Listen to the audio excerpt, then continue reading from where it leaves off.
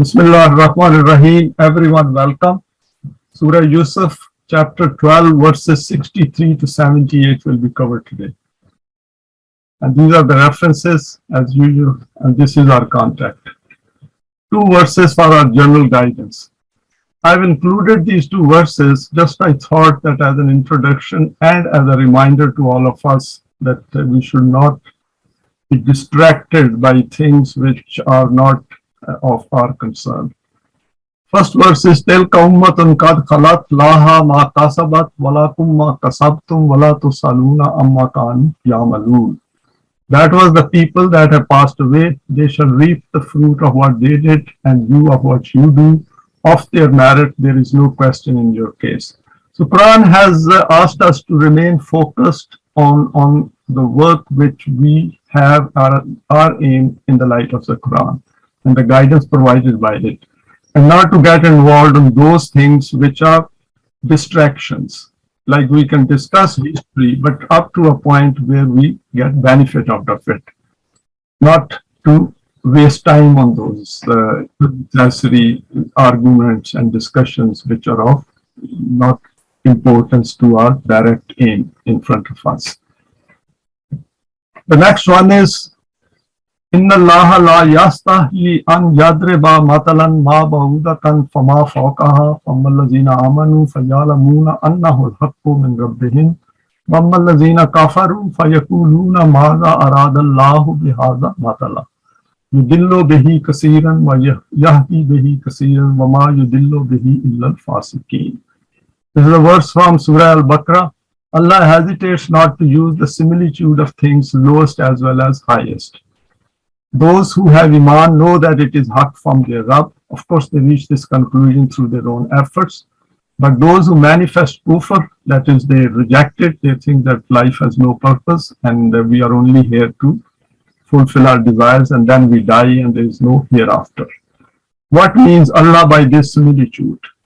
By it, He causes many to stray and many He leads into the right path, but He causes not to stray except those who are fasiqeen. And fasiqeen, we know, are those who do not wish to develop their self, which takes into account the hereafter, i.e. based on Iman and Amal Saleh, those not wishing to develop their selves.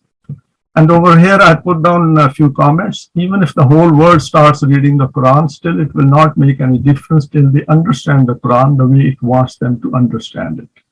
And we have gone over these points previously as well. I thought it is just to serve as a reminder, because in Surah Yusuf, some of these things are becoming very evidently clear to us. This is a cognitive issue, not an issue of understanding Arabic. I come across these kind of comments that in order to understand the Quran as if Arabic is a prerequisite. And that is not my view. And the reason is that first we should be looking for guidance. And understanding Arabic, of course, helps, but it should come later. The first point is that what do we want from our life? And then acquire Iman. And verses like Surah Baqarah 177, they're very straightforward verses. With a simple translation, we can understand what the Quran is asking us to accept in the first instance. Internal cognitive change to accept its guidance has to take place. So we should recognize that what is happening within us, within our thought process. And we have gone over it many times. Dr. Hamid has given a number of presentations on this aspect. Where are we in Surah Yusuf? First is, having been through the challenges in his life after facing his brothers and the caravan people, Yusuf landed in Egypt in the palace of the Aziz. He acquires an eminent self by following the guidance of Wahi and reaches the state of being among Muhsinin as defined by Allah in the Quran. Next is, after spending some years in Egypt, he reaches adulthood and is now ready to face the next major challenge of his life in a non-deen society. The wife of Aziz and her companions try to molest Yusuf against his own self. Yusuf stands up to evil firmly and steadfastly, and as a consequence lands up in prison. Next, in the prison, he further develops his self by gaining more experience through interacting with fellow prisoners. He professes his firm Iman in Allah and His law and informs others about it. So this is important. Just knowing about Iman and the laws of Allah is not enough. In order to develop ourselves, we have to let others know. One of the prisoners whose dream Yusuf interprets successfully returns to the king by getting his job back as the manager of drinks in the palace. The king dreams a vision and Yusuf interprets it for him via this ex-prisoner. Yusuf gets his case with the ladies investigated by the king and is proved to be innocent of any crime. And finally, the king invites Yusuf to discuss the issues facing Egypt. Yusuf takes over the responsibility of managing the economic affairs following agreement with the king. After 7 years of good harvest through better planning, 7 years of famine set in. Yusuf's brothers also arrive in Egypt to obtain grain for their family. Yusuf recognizes them, though the brothers do not recognize him. Yusuf asks them to bring his real brother with them when they next come to Egypt to obtain more grain. So this is where we are so far, and now we go to the next set of verses. Brothers plead the case with their father to allow younger brother to accompany them to Egypt. If we remember that after getting the grain, they return to Canaan and then they speak to their father. فَلَمَّا رَجَعُوا إِلَىٰ أَبِيهِمْ قَالُوا يَا أَبَانَا مُنِعَ مِنَّا الْكَيْلُ فَأَرْسِلْ مَعَنَا أَخَانَا نَقْتَلْ وَإِنَّا لَهُ لَحَافِظُونَ.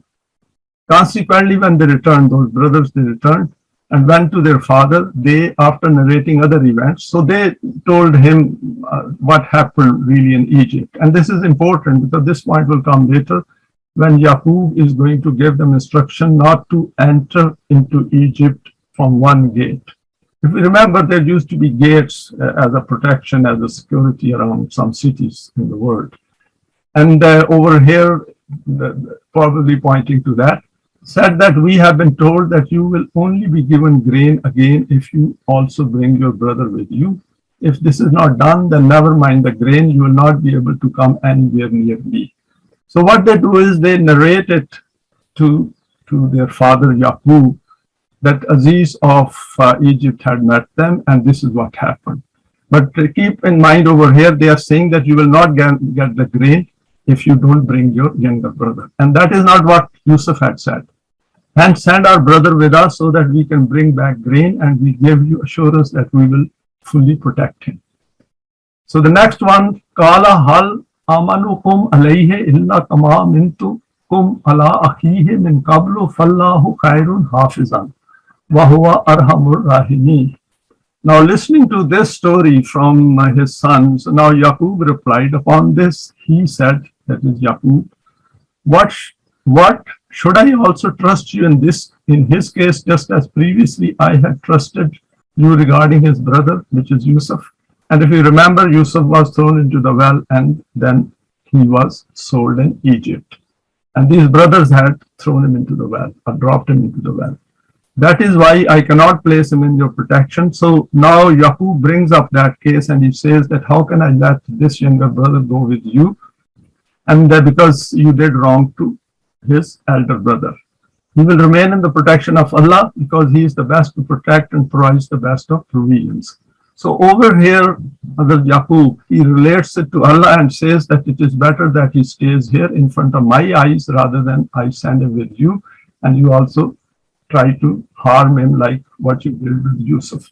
Now this is an important point here that that friction between sons and father is still continuing because Hazrat Yaqub is watching the behavior of his sons and he finds that there is not much change in them, despite the fact that he must be telling them different values or permanent values of Allah's Wahi. Verses 63 to 64, few clarifications. Now, I have put down certain points here which need our attention. Here, the brothers tell their father that they will not get grain unless they take their younger half-brother with them. As noted in our previous presentation, under verse 1260, Yusuf had told them, "Fala taila lakum indi wala takrabun." Yusuf had very clearly told them that you will not get grain from me.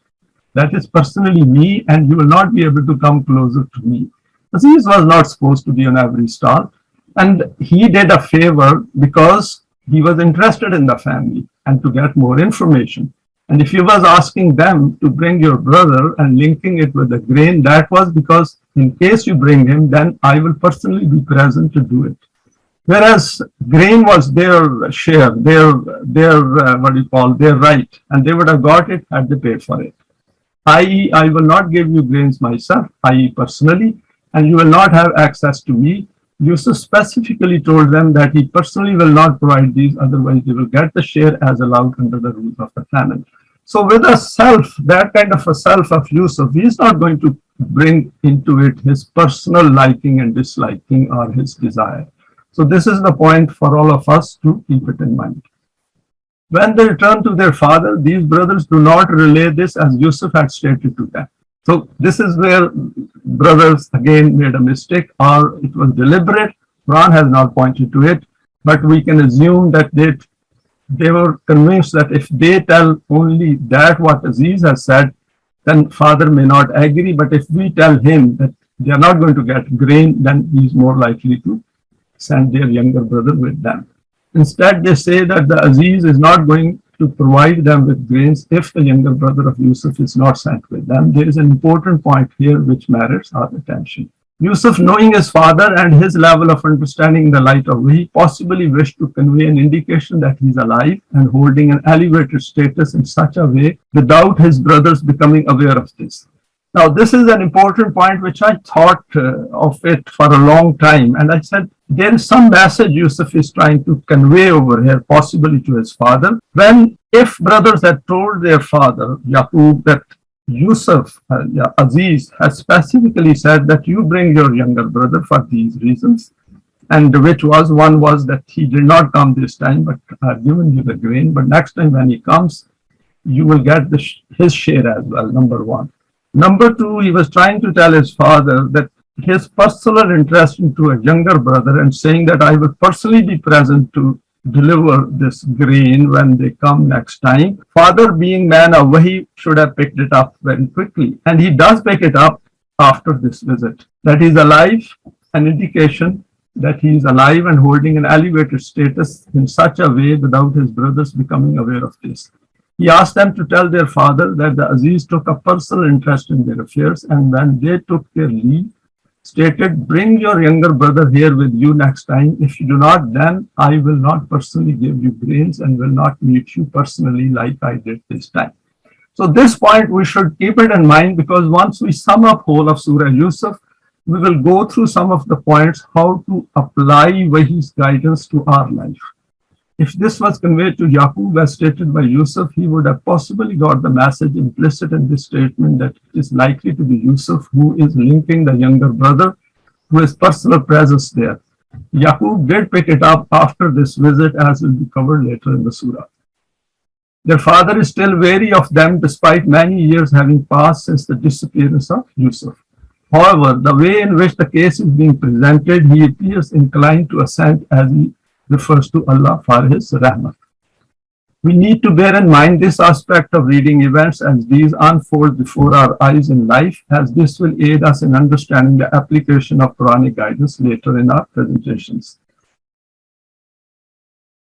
Now, next verse is, brothers get support to convince their father. He agrees to send Yusuf's younger brother with them. So now they have talked to their father, and now they got around to unloading their grain from their animals. And once they open it, this is what takes place. وَلَمَّا فَتَحُوا مَتَاعَهُمْ وَجَدُوا بِزَاتَهُمْ رُدَّتْ إِلَيْهِمْ قَالُوا يَا أَبَانَا مَا نَبْغِي هَٰذِهِ بِزَاتُنَا رُدَّتْ إِلَيْنَا وَنَمِيرُ أَهْلَنَا وَنَحْفَظُ أَخَانَا وَنَزْدَادُ كَيْلَ بِعِيرٍ ذَلِكَ كَيْلٌ يَسِيرٌ. So when they opened their load, they saw that together with the grain, their payment has also been returned. Upon this, they said to their father, what more do we need than this, that we obtain grain and also get our money back? So what Yusuf had done was that in case father did not pick up the earlier point, because brothers did not convey it properly, so now he also returned their money so that they are convinced that Aziz is a good man and there is no harm likely to get from the Aziz side. Now just think that if we cannot go back to obtain grain merely because you do not wish to allow our brother to go with us, what a great loss this will be. Of course, if they don't go back to get the grain, then they will not get the grain. And under the situation of famine, they will be deprived and they will suffer. Therefore, give us permission that we can take him with us and bring back grain for our household. That is understood. We will give him full protection, and from this, we will benefit of his share. So this is the point I made earlier, that his share probably was given last time, but he said that you will have to bring him along next time. So there was no question of any suspicion or anything. This was the rule probably being followed at that time. And bring back an additional camel load with us. This is what they are saying, that we will now definitely get another extra camel load. The grain which we have brought is very meager, it will soon finish. So they also convinced their father that the grain which we have now is not enough, will not meet our needs. Probably they go back a bit earlier. قَالَ لَنْ أُرْسِلَهُ مَعَكُمْ حَتَّى تُؤْتُونِي مَوْثِقٌ مِنَ اللَّهِ لَا تَأْتُونِي بِهِ إِلَّا أَنْ يُحَاطَ بِكُمْ فَلَمَّا أَتَاهُ مُوثِقَهُمْ قَالَ اللَّهُ عَلَى مَا نَقُولُ وَكِيلٌ. Now, father replied after this discussion, the father said that since you are now pressuring me like this, I will therefore send him with you, but on this condition that you make a commitment by keeping Allah between us that you will definitely bring him back to me, accepting that you are yourself somehow encircled. So father still gives them some allowance that in case there is a risk which is beyond your control, then of course we cannot do much. Become totally helpless in this way. When they had given a commitment for this, he said that Allah is a guardian on our discussion and the agreement which we have made. So this is the way man of Wahi does, that he brings in Allah in everything, for example, we do, and then say Allah is a witness on this, which means he was taking a sort of an oath from them. But this had no importance, practical importance, because this is for somebody who is Allah fearing and who is muttaqi. His sons were not the followers of Wahi, and they were just ordinary human beings who were not interested in the guidance of the Wahi. So this is something which we can discuss in the question and answer session. Few reflections on these verses. First is, since the brothers did not convey the message of Yusuf unadulterated, they needed additional evidence to support their case for taking their younger brother with them. They seemed to be quite moved by the personal attention of Yusuf as Aziz of Egypt, and they did not wish to lose that attention. By association with power, people do get a boost for their egos. Now, I put down this point from my own experience as well, that people who do not have their own well-developed selves, they're quite moved by being associated with somebody who is very powerful. And they wanted to go back and be closer to Aziz and feel important. So that was the point I thought we should keep it in mind. The return of the money in their sacks, which they discovered once they had opened these at home, was a strong factor in convincing their father that the Aziz had showered their favor on them. The father may have noticed this to be a possible sign. This helped to mold his opinion, and he agreed to send younger son, brother of Yusuf, with them. This could have also influenced Yaqub, that he must have thought that this Aziz fellow, this new Aziz in Egypt, seems to be quite a compassionate fellow and caring, and hopefully his son, the youngest, will not be hurt. However, with the advantage of hindsight and his own experience, he provided some moral support in the light of Wahi and gave verbal guidance to remain vigilant in the land of Egypt. Having agreed to this, now Yaqub goes on to provide some guidance. Yaqub spells out some guidance regarding conduct in Egypt. وَقَالَ يَا بَنِيَّ لَا تَدْخُلُوا مِنْ بَابٍ وَاحِدٍ وَادْخُلُوا مِنْ بَابٍ مُتَفَرِّقَاتٍ وَمَا أُغْنِي عَنْكُمْ مِنَ اللَّهِ مِنْ شَيْءٍ إِنَّ الْحُكْمَ إِلَّا لِلَّهِ عَلَيْهِ تَوَكَّلْتُ وَعَلَيْهِ فَلْيَتَوَكَّلِ الْمُتَوَكِّلُونَ. When they were about to leave, the father said to them that, look, sons, when you enter the city, do not all of you enter through one gate. Enter from different gates, because that way, rather than one consolidated caravan going through one gate and attracting the suspicion and attention of general public, he provided this guidance. It is possible that when they went there previously, there were some difficulties which they might have faced. If you all enter together, then seeing a party of strangers, the eyes of the citizens will unnecessarily be upon you. Together with this, he also stated that this is just a thought which has entered my heart, due to which I have told you to take care. Do not think from this that after this you will be secure from every danger and that you will not need to take any further precautions. Now, this cautionary measure of mine ought not to make you ignore anything which, according to time and situation, you should observe of the law of Allah. So he also guided it that my guidance should not be taken, but what should be taken very as prescriptive. Rather, you should take it as a general guidance, and over there you might have to face a slightly different situation, then you should be prepared for that. Remember, peace and danger, profit and loss all occur according to the law of Allah. Other than that, no one else has this authority. So over here, see, innal hukma illa lillah is exactly the same which he repeats what Yusuf repeated when he was in the prison. My trust is also in him, and you too should have trust in him alone, and not only myself and yourselves. Everyone who wishes to trust should place his trust in him. So as a permanent value, then he sums it up at the end. Brothers now arrive in Egypt with Binyamin as per the understanding with Yusuf. وَلَمَّا دَخَلُوا مِنْ حَيْثُ أَمَرَهُمْ أَبُوهُمْ مَا كَانَ يُغْنِي عَنْهُمْ مِنَ اللَّهِ مِنْ شَيْءٍ إِلَّا حَاجَةً فِي نَفْسِ يَعْقُوبَ قَضَاهَا وَإِنَّهُ لَذُو عِلْمٍ لَمَا عَلَّمْنَهُ وَلَكِنَّ أَكْثَرَ النَّاسِ لَا يَعْلَمُونَ.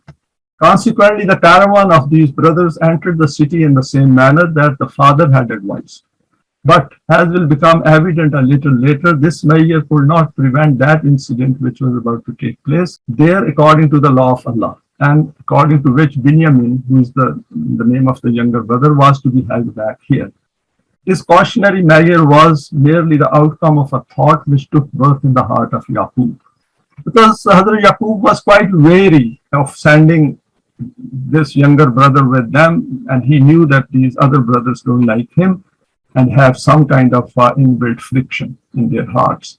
So he was uneasy, and as a consequence, the need for extra precautions and the uneasiness from which he had resolved in this way. So in order to satisfy himself, he said that I should provide the guidance, but end of the day, it is the law of Allah which will take care of itself. This thought was also based on knowledge and wisdom. It was not a mere superstition.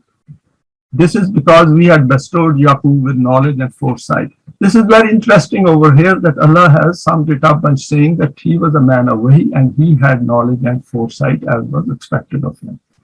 That knowledge and foresight which most people remain without because they don't make an effort. La Ya'lamun sums it up because they do not make an effort to acquire knowledge. They just live on a day-to-day basis because acquiring knowledge requires effort. Now over here I have put it down that name of the younger brother of Yusuf is not mentioned in the Quran. Binyamin is possibly taken as an equivalent of Benjamin as written in the Bible. It is used here to make it easy to refer to him in our presentation.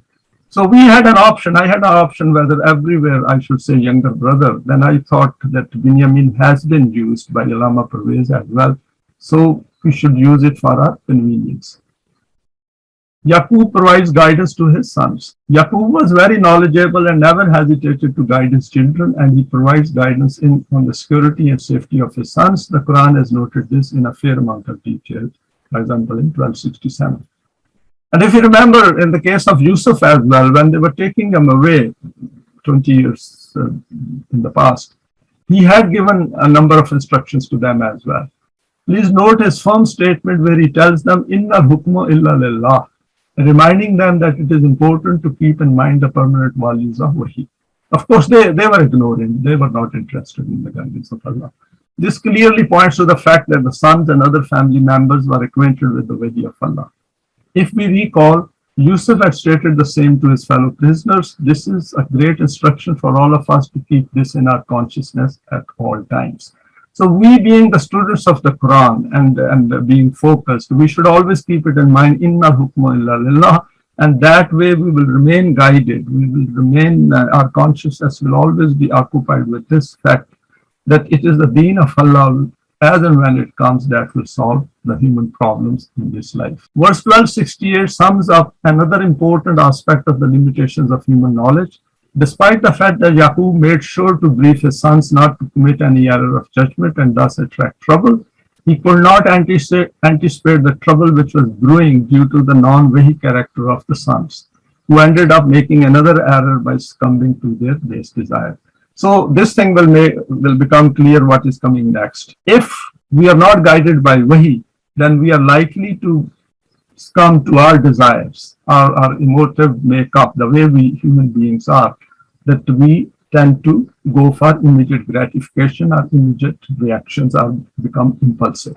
Yusuf meets brothers and discloses his identity to Binyamin very quietly. Now they have arrived in Egypt, and they have met Yusuf. فلما دخلوا على يوسف آوى عليه أخاه قال إني أنا أخوك ولا تبتئس بما كانوا يعملون. When this party reached Yusuf, he had his brother stay with him. He was waiting for them, and he expected them to bring the younger brother with them, and told him that I am your brother Yusuf. And along with this, he also emphasized, do not be sorrowful about whatever our other brothers did to me. Now over here, Allama Parvez has said did to me, but according to my understanding, this is a fairly general reference to what they did to us. So wala tabtais means that we should not be sorrowful or suffer with any anxiety anymore. The things are now coming to an end. This verse needs deeper reflection by us. I put down a few points here. The brothers arrived and met Yusuf, and he makes conversation with all of them, and then he gets closer to Binyamin and informs him quietly about his identity. This closeness and further frank and intimate conversation between the two will invariably attract the attention of the jealous brothers. This possibly sets the scene for the next incident. Now let us imagine very briefly and very quickly that what happened is, if we bring it in mind that there is a stall where the grain and cereals are being dispersed, and royal workers are giving them away according to people's turn. And this caravan arrives, these brothers and younger brother are there, Yusuf is there. Now they start chatting with each other. Of course, Yusuf would have asked them that how was your journey and any problems, how is your family? And after that exchange, then younger brother is drawn towards Yusuf. They move away a bit and they start chatting with each other. And the other brothers are going to notice that why Aziz is getting so much interested in this younger brother. What is wrong with us? And this isolation, that is Aziz, Yusuf talking to Binyamin on one side, is going to draw some jealousy and envy. This is just natural. And this is something which then transpires to the next incident. So we should keep that scenario in mind, that what exactly is taking place over there. And we can relate it to the events which happen around us. Yusuf learns a bit more firsthand from Binyamin, and he also briefs him about his own account. All this needs some private time which cannot go unnoticed from the prying eyes of the other brothers. So this is something which we should keep it in mind, that brothers are keeping an eye on this younger brother, and then they are saying that Aziz seems to be a bit more interested in him than in us. The Quran has not mentioned this and has left it to us to figure out ourselves. From our preferential social interactions, which at times do breed jealousy among family members. For example, so-and-so is more favored than others. And we do notice it in some families where parents, for example, are more inclined to one child than others. And this is something we should keep it in mind. Royal goblet, likely to be a measuring scale, goes missing. I put three verses together here, as these are lumped together in the meanings of the Quran because they are interrelated. فَلَمَّا جَهَازَهُمْ بِجَهَازِهِمْ جَعَلَ السِّقْيَاطَ فِي رَحْلِ أَخِيهِ ثُمَّ أَذَّنَ مُؤَذِّنٌ أَيَّتُهَا الْعِيرُ إِنَّكُمْ لَسَارِقُونَ قَالُوا وَأَقْبَلُوا عَلَيْهِمْ مَاذَا تَفْقِدُونَ قَالُوا نَفْقِدُ سُوَاءَ الْمَلِكِ وَلِمَنْ جَاءَ بِهِ حِمْلُ بَعِيرٍ وَأَنَا بِهِ زَعِيمٌ. So the Quran has omitted what went between the two verses and now came to the next point. When Yusuf had their load made ready for the return, so a lot has happened between that. Once they arrived, they must have stayed there for a few nights as well, and it's possible Binyamin might have stayed with Yusuf. Then one of the brothers put the royal goblet measuring vessel in the sack of Binyamin. If not discovered, then the goblet will reach home, and if discovered, then Binyamin will get a bad name. When Yusuf's men found the goblet missing following their departure, one among them cried out, "O people of the caravan, halt, you are thieves." Very interesting over here. Now these brothers, one of them saw that this Binyamin is very close to Aziz, so he reacted and he said, okay, I'll teach him a lesson for getting very close to Aziz. And he puts that goblet, which is probably a measuring bowl, which was being used at this station. There must be more than one, but the one which was used for these brothers got missing. So what he did was he put it in the sack of Binyamin, and thinking that in case it is detected, then of course Binyamin will suffer. If it is not detected, we'll have a nice goblet with us, because those goblets must be quite expensive, big ones to distribute grains. They turned towards the man of Yusuf and said, what is it that is missing of yours, for which you are calling us thieves? They replied that the royal goblet has gone missing. Whoever finds it will receive the reward of a camel load. This is in case it is not done deliberately. The leader of these men declared that I give assurance of this, that this reward will certainly be given. So he tells them that we have this goblet over here. He might have even told them that you also saw it, but it has gone missing, and it is possibly in somebody's sack. It is deliberately or maybe by mistake, but we need to search you. Verse 1269 provides a possible motive for this brother to hide this goblet in the sack of Binyamin with a view to get him into trouble with the Aziz of Egypt, Yusuf. It is possible that he might have thought that this Aziz seems to be very inclined to him. Let me put it there, and then we will see that how he treats him. And a thief who is inclined towards him. Human jealousy does become provoked by immediate circumstances which become created innocently and unwittingly.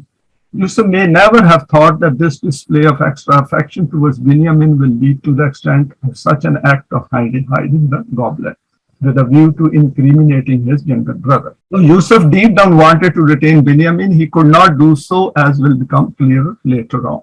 So even if Yusuf had desired to keep his younger brother back, because he knew he's suffering over there, and he maybe wanted to, use his suffering by keeping him with himself. But over here, he could not keep him by force or otherwise unless he discloses his identity. So this is the situation now which has developed at this point in time. Next, brothers deny their involvement in the disappearance of goblet. Now, it is possible that only one did it and others did not know it, or they did it together, but Quran doesn't point to that. Quran only talks about missing goblet. قالوا تالله لقد علمتم ما جئنا لنفسد في الأرض وما كنا سارقين. The brothers of Yusuf said that Allah is a witness that we did not come here to create some kind of mischief or to break a law. We have come here before as well. Therefore, you are acquainted with us that we do not have any such kind of intention. Be assured, we are not thieves. So they very vehemently defend themselves because nobody has seen them putting it in, and they can say that we have not taken this goblet. Now, Qalu fama jazahu in kuntum kazibin. The royal official said that if you turn out to be liars, then what should be its punishment? Now, we can notice that Yusuf, as Aziz is not involved in it. Maybe he's kept informed, or maybe he did not know it at this stage, or he may be with his brother on one side, or maybe they are over there together. But whatever the situation is, now it is unfolding itself right in front of our eyes. So over here they said that what should be the punishment in case this goblet is found and we find that it was deliberately stolen. قالوا جزاه من وجد في رحله فهو جزاؤه كذلك نجزي الظالمين. Now this is very interesting over here. We should notice that goblet hasn't been found yet. The search has yet to take place. And these guys, the royal workers, or one of them, asked them that in case this is found in any one of the sacks or with you, then what will be the punishment? The one among them he knew in whose bag the goblet was, as noted in 1270. He said that in whoever's sack the goblet is discovered, he should be detained in retaliation for this. This is the manner according to which we punish criminals. Now just keep it in mind because I have commented on this in a bit more detail. Important reflections on the disappearance of the goblet. The first point is the situation becomes tense as the staff accuse them of theft, and they vehemently deny this, as only one brother knew who had done it, and he was firm in his resolve not to disclose anything. He had nothing to lose, as it was stored in the sack of Binyamin. So the brother who had put it in the bag of the younger brother Binyamin, he had saved himself. He knew that it is not going to be discovered as far as he is concerned. The goblet, even if he comes out, this will be Binyamin who will suffer. Second is when they were asked to suggest a punishment, one of them proposed that the one found to have committed the theft should serve the sentence of being held back, possibly to be a servant for a period of time, not specified by the Quran. This is important that the goblet hasn't been found, but the punishment has been suggested. So the guy who suggested the punishment could be the same who had hidden the goblet in the sack of Binyamin. But that is not an issue. Issue over here is that how could he suggest a punishment when the goblet hasn't been found? And how do they know that the goblet will be found in their stuff? It could be in somebody else's. It could be stolen by one of the workers. The guilty brother probably knew that under the king's law, the punishment may not be very severe, or that the execution of the punishment will be at the behest or personal decree of the Aziz, i.e. Yusuf. And seeing that Binyamin is in the good books of Yusuf, he may be allowed to go free. In any case, the kindness and compassion of Yusuf was widely known. So this is important, that how the scene has been set. Yusuf, of course, wanted Binyamin to stay back, but he could not do it under the law, or he couldn't do it forcibly because he was a righteous person and no way he will do that. Now, the issue over here is that these brothers, they have committed themselves to this punishment even without knowing whether the goblet is in their stuff or not. And that is the important point for us, as a learning point for us from this story, that how things are unfolding themselves in front of us. An interesting point is that there does not seem any need to spell out the punishment, since the goblet has not yet been discovered with them. So there was no need to say that there is a punishment. They should have straight away said that we don't have it. It is not going to be in our stuff. So why are you talking punishment? We'll look into punishment once the goblet is found. And the answer should possibly have been, find it first, as we are sure that this cannot be in our sacks. Cast an eye back to when Yusuf was disposed of in the well, and they had asserted to their father, you will not believe us, though we are telling the truth. So these brothers are quite used to telling lies and quite used to presenting, very deceitful. Because if you remember that when Yusuf was put into the well and they came back and they said that he has been eaten up by a wolf, and they said that we know you are not going to believe us, but it is a fact. Yusuf does not know this, nor does Binyamin know this. So both of them do not know it.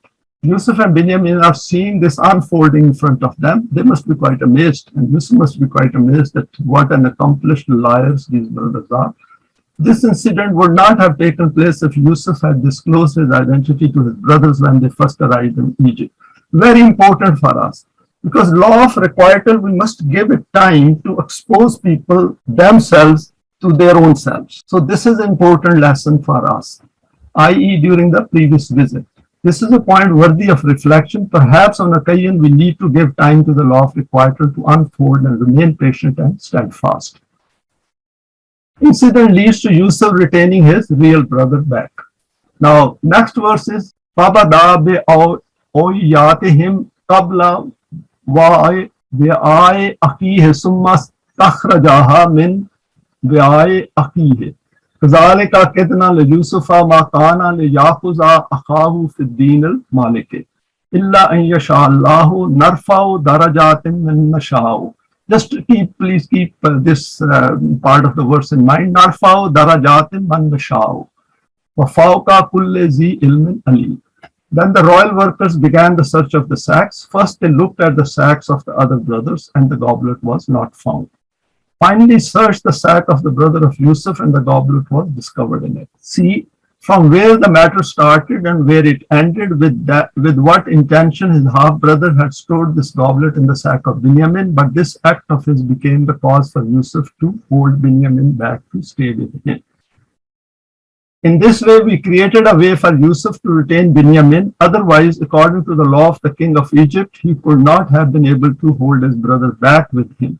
For this, only Mashiach could find a way, as a result of which the wish of Yusuf's heart could be fulfilled, and for which he did not have to do any such thing, due to which he could fall from his lofty rank. So Yusuf did not play any role in it. Though in Bible it is stated as if Yusuf had done it, Yusuf could not simply do it. He couldn't even think of doing it because he was a man, he was among Mohsinin, and Mohsinin don't do it. Mu'mineen and Muttaqi don't do it. Full stop. This is how we bestow lofty ranks according to our law of Mashiach. Remember, the knowledge of Allah is higher than the level of all those who possess knowledge. So over here is the Quran relates to this, that because Yusuf was following Allah's law and he was patient, and all along he was following the guidance of Wahi, so his rank in fact went up because of this incident. Human actions, Allah relates to himself. Now over here I've quoted some of the incidents which are quoted in the meanings of the Quran, volume 7 by Allama Pervez. And I thought we should share it, that Allah relates to himself all the events which take place in the human world. We teach children to speak, but it is stated in the Quran that Allah created man and taught him to speak. Similarly, we teach children and even illiterate adults to write, but it is stated by Allah that Allah is He who taught man to write with a pen. It is obvious that the meaning of these verses is that Allah has placed the potential for speech and penmanship in man. So in the human world, whatever we do, Allah relates to Himself that as if He did it. And especially in the case of Mu'mineen and the Muttaqeen, that when we do something, we should relate it to Allah in any case, because those potentials are kept within us to carry out the task which we're supposed to carry out under the guidance of Wahi. To make use or not to make use of these potentials is a matter for man himself. Allah has neither taught anyone to speak nor to write, because these potentials are within us. In Surah Al-Baqarah, it is stated that when a scribe is asked to write a document, then the scribe should not refuse to do this, but should write this document in the way that Allah has taught him. Obviously, from this, it also means that ability to write, which Allah has made potentially available within man, He himself does not teach a scribe to write. In Surah Al-Ma'idah, it is stated about hunting animals. Whatever Allah has taught you, you train the hunting animals according to that. Obviously, Allah does not teach the hunters about how they should train hunting animals. In Surah Yasin, it is stated, and this matter is also a sign for them to understand reality, that we cause their children to ride in a full boat. It's worthwhile to look at these verses which are quoted here. Even though they climb into the boat themselves, or their elders help them to do this. To act in accordance with the law of nature, has Allah not attributed this to Himself? So this is a sort of a question mark which is put here, that all this is, whatever goes on in this life, we should look into it and relate it to Allah. A few more examples relating human actions to Allah. Allah has created various kinds of means and resources for human needs, which man brings into use according to his choice, but Allah also relates this to Himself. For example, in Surah Nahl, it is said, Allah has made your houses as abodes of peace. After that is stated, Allah has made houses for you with the hides of animals. Next one is, one point which should be understood as a principle is that it is an immutable law of Allah that any individual who ingests poison beyond a particular quantity will die. Sometimes He says that any individual who takes poison will be killed, and in some places that we kill the one who ingesting poison. A well-known verse is, Allah has put a seal on their hearts because they do not listen to the guidance of Allah. And this same reality is explained at another place in these words, whatever they do, it becomes as rust and covers their hearts. And this is how a seal is applied to their hearts. So we should keep it in mind that wherever the words like Nasha is used, that we should see that what law is applicable here and how Allah is relating to Himself. End of the day, it is we do things in this life through using our own intellect and our own desires and our own hands. Verse 1276, a detailed appraisal. This verse merits careful analysis, that there are a number of points noted here by Allah. First is, the Quran states that Yusuf had the desire to retain his brother with him for the reason of maltreatment by his stepbrothers. He knew that not much has changed in these brothers, and they are still harboring jealousy and a grudge against them. So there is no point in sending him back, and he also expected that this may be picked up by the father, that both are safe and alive, signs in the light of Wahi. And he does. However, Yusuf could not retain him by force, as it was against Wahi, and the only route was that somehow the conditions are created by the brothers themselves. The Quran has pointed to this aspect here, that those who do wrong at times themselves create those conditions which favor mu'mineen. Very important point over here. A lot of time we need patience, and the events, the way these develop in front of us, become favorable to us. One of the brothers who hid the goblet in the sack of Binyamin could never have imagined that he is doing a favor to Yusuf and Binyamin, just like what they did to Yusuf many years ago. So many years ago, they threw him and dropped him into a well, and they never thought that this Aziz standing in front of them is Yusuf. And now they did the same to the younger brother, and they don't know that what else of their jealousy and their malice is going to come out next. Allah has declared this righteousness and patience of Yusuf as raising his rank further. So this is important for us, that this is how we raise the level of self-development of ours, by being patient and by being steadfast. Desisting from any form of wrongdoing in order to achieve an aim, and the act itself of patience and fortitude, is a great lesson for us all. I'll read it again. Desisting from any form of wrongdoing, despite temptations, in order to achieve an aim, and the act itself of patience and fortitude, is a great lesson for us all. And this is how our self develops. When we display these attributes and remain immovable from this path, our self develops to ever greater heights. The Quran makes another important point here by saying that acquiring this understanding of the functioning of the Mashiach of Allah makes us alim. We will share all these aspects at the end of Surah Yusuf to see what is in it for us as of today. Now, next is the law of requital is ensuring its outcome is established. Qalu in yasrik faqad saraka akhun lahu min qablu fasarraha Yusufu fi nafsihi walam yubdiha lahum. Qala antum sharru makanan wallahu alamu bima tasifun. I have underlined this part of the verse. I will just explain it once I go through its meanings. At this, the brothers of Yusuf said that if he has committed theft, then it is not a matter of surprise. He had another brother. He also had committed theft in this way. Hence, this issue continues to be habitual among them. Of how venomous was this dagger which was being plunged into the depths of the heart of Yusuf. It must have entered his mind to disclose all their dirty linen before them, but the time for this had not yet arrived. Therefore, Yusuf reserved this matter in his heart and only said that whatever you are saying, the true knowledge of this is with Allah. But, and within the bracket, if the incident is as you are describing them, but you do not appear to be good people, because even though you are half brothers, you are still brothers of these thieves, your family is still the same. So over here, it's very interesting that Yusuf, despite this false accusation, these brothers were leveling against him, he keeps quiet. He has got such a developed self that he said, no, this is not the time to disclose it. The time for that will come at the right moment. Two opposing aspects of the human psyche become clearly discernible for our education from this verse 1277. The law of requital here brings before us two completely different facets of the human self and the psyche operating behind both of these. These brothers of Yusuf were still harboring extreme prejudice against their half-brothers, and among them is a brother who had hidden the goblet.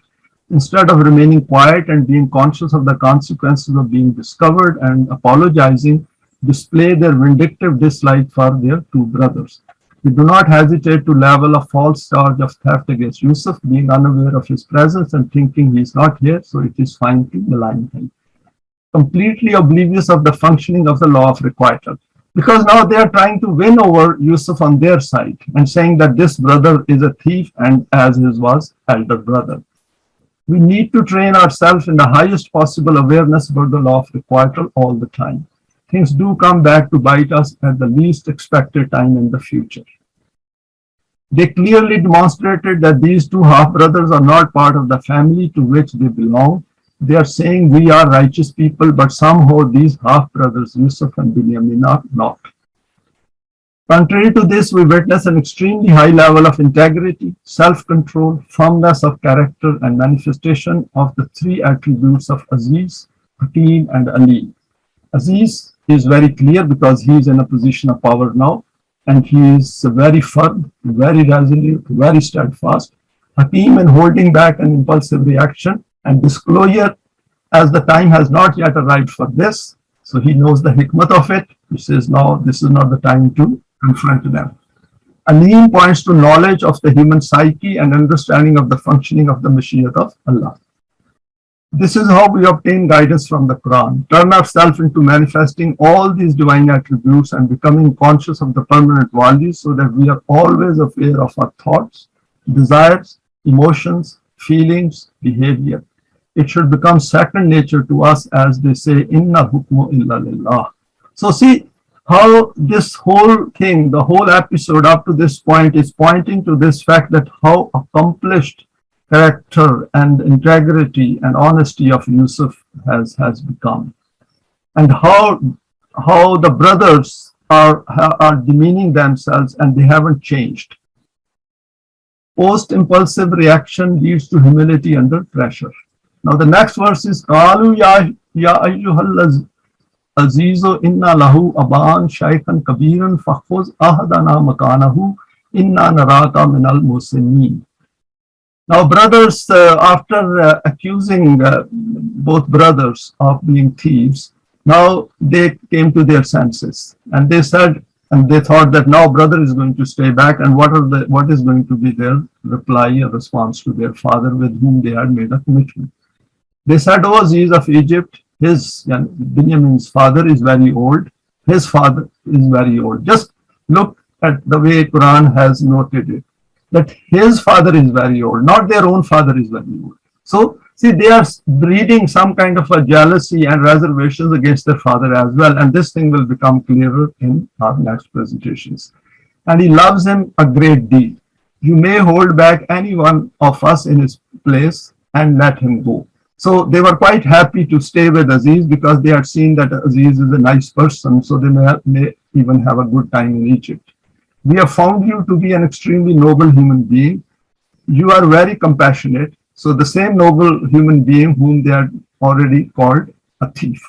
You are very compassionate. Therefore, we are hopeful that you will certainly accept our request. The brothers, after initial negative reaction, come to their senses and realize the gravity of the situation. Remember, they had given a commitment to their father about the safe return of Binyamin, and despite this, one of them committed this act. The Quran has quoted that they relate their father as being Binyamin's and do not say our father. A cognitive dissonance exists which is causing division in their minds. So this is where Quran helps us to develop our inner self, our cognitive abilities, that we become extremely sensitive and alive to what is being discussed here so that we can change our own inner thinking.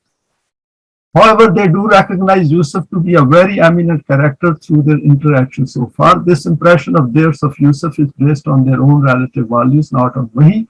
This is guidance for us to keep these two different aspects in mind.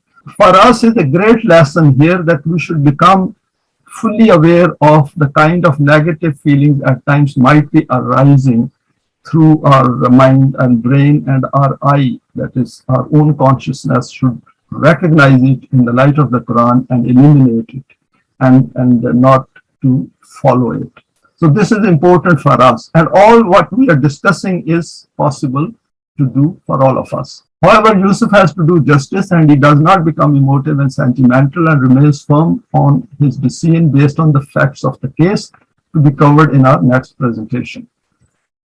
Finally, some conclusions. In this segment of the Surah Yusuf, we clearly witness two different selves manifesting their traits before us. The brothers of Yusuf are behaving outside the domain of Wahi of Allah, despite having been referred to it repeatedly by their father Yaqub. They hear and then forget and go against its guidance because they do not accept it cognitively. The selves functioning under the guidance of Wahi are of Yaqub and Yusuf diametrically opposite. Highly conscientious with clear aim and destination, alert, fully aware, concerned, just focused on doing good to others, aware of the law of requital, eminent, have forethought, they're precise, fully observant, resolute and determined, motivated, patient, i.e. understand events to take time to materialize. See human life connected with the hereafter, intellect and desires, emotions under Wahi's domain, relating everything of theirs to Allah through the guidance of Wahi. So I put down all these thoughts which are coming out of Surah Yusuf in terms of the character of Yusuf and his father Yaqub.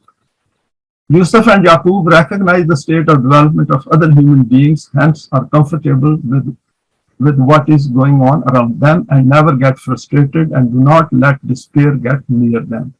They have enabled themselves to witness those issues which others simply cannot see despite all being part of the same events, incidents, and environment. There is a lesson for us to appreciate this aspect in its totality. People only see what they wish to see, and this is why most who read and study the Quran miss the obvious, and we need to become aware of it, i.e. to know what we have missed previously and now are becoming aware of it, and what others are missing and we have picked up and made it part of our consciousness. So this is important for us. The way we are discussing this Surah Yusuf, we are going point-wise through the verses and trying to see what exactly is taking place in terms of the life of Yusuf and what lessons we can draw from it and how can we improve our own self. As noted in the verse 12:3, this account will help bring out Husn. If we remember at the beginning, now because this is at that point when the Quran was being revealed, was serving as guidance for Rasulullah Sallallahu Alaihi Wasallam and his companions. And now it is a guidance for us. So this account will help bring out Husn, that is balance defined by the Quran in ourselves. We will see more of it coming in our direction as we proceed to the end of this surah. And with that, we come to the end of this presentation. And thank you for sharing it and sparing your time.